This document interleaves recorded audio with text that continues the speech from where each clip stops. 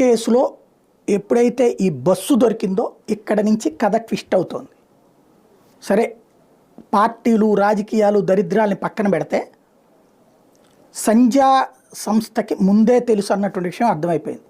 వీళ్ళకంట 3 రోజుల ముందే ఒక మీటింగ్ పెట్టుకున్నారట.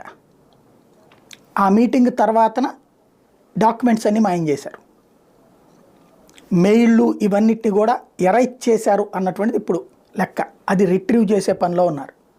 అంటే వీళ్ళు ఎవరితోనో ఒప్పందం చేసుకున్నారు. అది సంధ్యా సంస్థ అక్కడి నుంచి ఈ డ్రగ్స్ని తెప్పించి వేరే వాళ్ళకి ఎవరికో అమ్మడానికి ప్రిపేర్ అయింది. అదంతా ఆన్లైన్లోనే నడిచింది, వ్యవహారం త్రూ మెయిల్స్ ద్వారా నడిచింది.